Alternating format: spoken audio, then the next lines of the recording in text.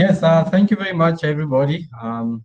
It's been an interesting couple of sessions already.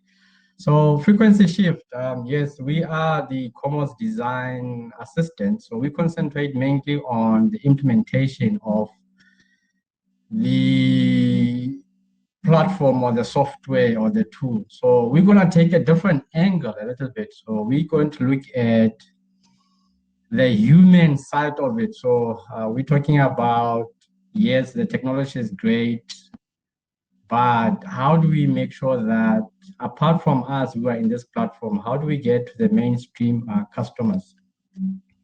So yes, look, yes, the digital twin point of view, we're talking about commerce specifically.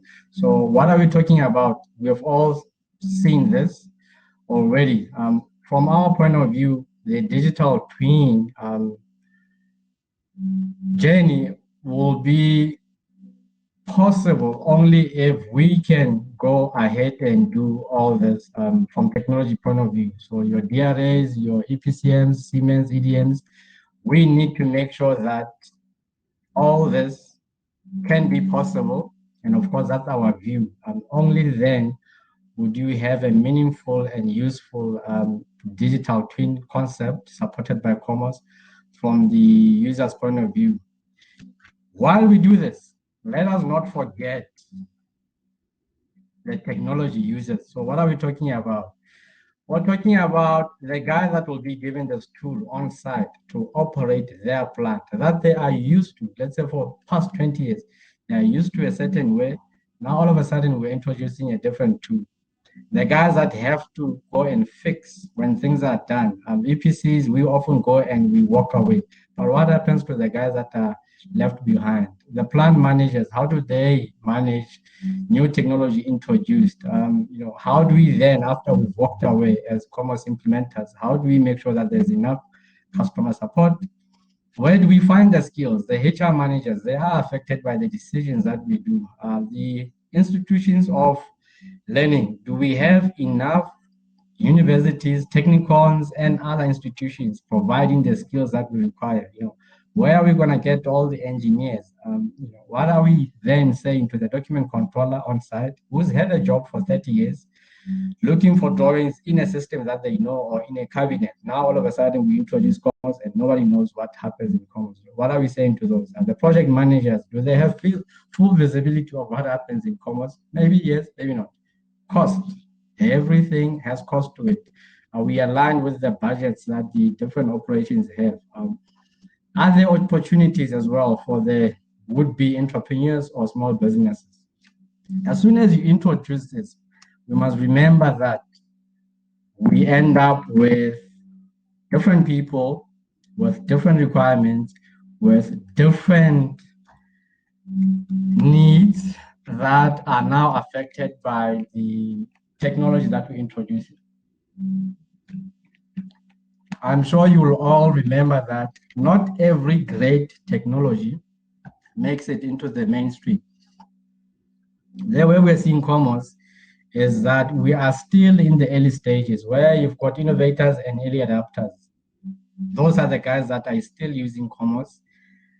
To get to the mainstream, it's not as easy as we think. Despite the great technology that we have, it's not going to be as easy as we think unless we address the needs and the circumstances that our majority customers are facing. And those are not sitting this platform. Those are running the plants, those are managing the plants on site.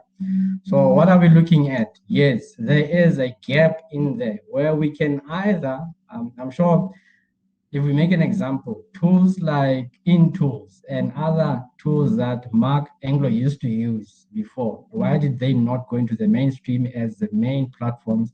It's because perhaps, yes, it was early days, but perhaps we did not address all the requirements that the majority of customers need. So let's look at some of the challenges that we are facing with for us to cross this gap, for us to get to the early majorities, to the late majorities of our customers, for us to make sure that the technology is accepted. There's a couple of challenges that we must overcome. Yes, we have already said it is a new tool, so we need to be cognizant that we are in the early stages. Make sure that you understand that the investments that we have in the initial stage might not have the fruit immediately. It's only later. Unless we understand this, we might think that we're wasting our time. People are considering COMOS as a complex tool compared to other packages. How then do we address this? This is where we need to make sure that people like EDM and Siemens, we make sure that we make the tool as easy as possible, especially when it's compared to the other tools. We must also bear in mind that we're still dealing with large operations that are still siloed. I'll make an example. I might just be a company that only does mechanical designs. I will have my preferred tool. And why should I move to COMOS if it's not going to help me see the benefits as an EPC? So we're going to end up with silos still continue. So it's one of the challenges that as the implementers or the industry stakeholders of COMOS, we need to see how we address. Mark has already alluded to this. The changes of databases from CDB to IDB, we found out that there were almost no standards, no templates available in the new database. Yes, we have overcome that, but what happens again, maybe 10 years from now? Frank will have to let us know of the COMOS journey. What happens when we get to that point and we are starting with a new database? We need to make sure that we overcome such challenges and make sure that at least things are backward compatible. And still, even us using COMOS, I don't believe we've got a full view of the capability of this tool. We are using it, as Ian has already indicated, we are currently using it as only a design tool. But we know COMOS has far more. What should we be doing to make sure that we get to the other benefits of COMOS which are hidden?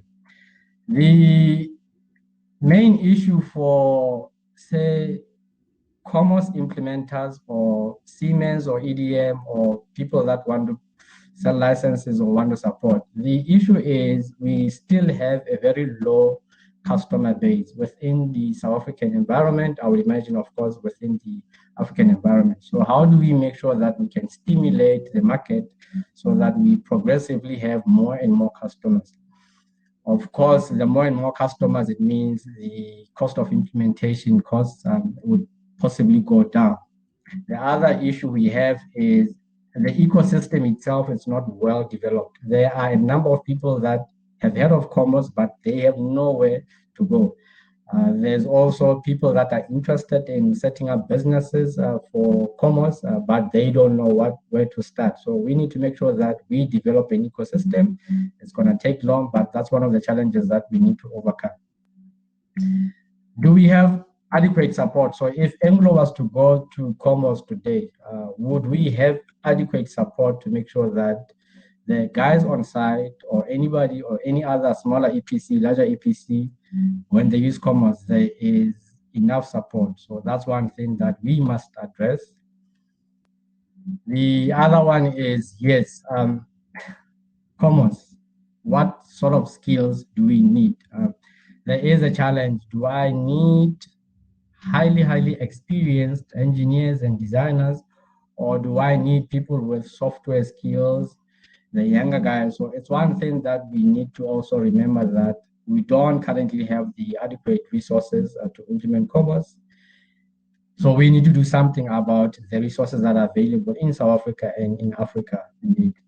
The other one is more of a paradigm shift. People still believe that, you can't teach me how to do my work. I still prefer to use Excel, or I still prefer to use a tool that I've used for so many years. Now you're coming up with this new tool.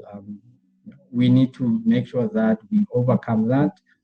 And it's by making sure that we understand their needs, their circumstances, and make sure that one way or another, whether it's, as an example, by providing a view station for the guy to have an insight, but let's make sure that we don't exclude people that have used other tools and are not prone to using new tools.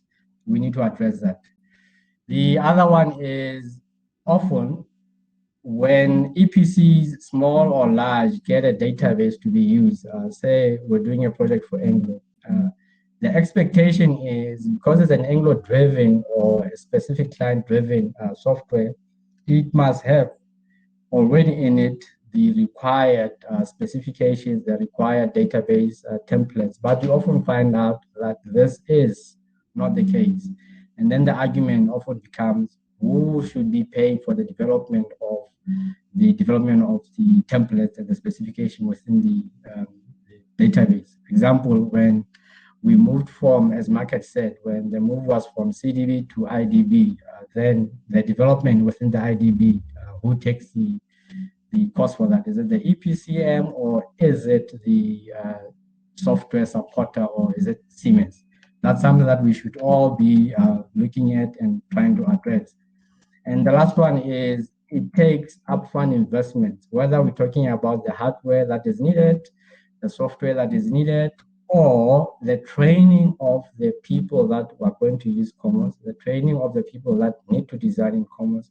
We must all bear in mind that it is an investment needed to implement COMOS. So yes, this is how we think we should be addressing the mainstream requirements. We should not only concentrate on COMOS, the technology, but we should concentrate on the other softer parts of COMOS implementation. Look at your customers' jobs to be done. So the guys on site, what is their job that they are meant to do? What is their KPIs? And what are their needs? Can I use COMOS to address those needs? Are we introducing a better customer experience or are we making things worse? If I am a document controller on site, you introduce COMOS on my side. Are you making my life easier or are you making it more difficult? I've got COMOS on my plan, but who do I call? We need to address those.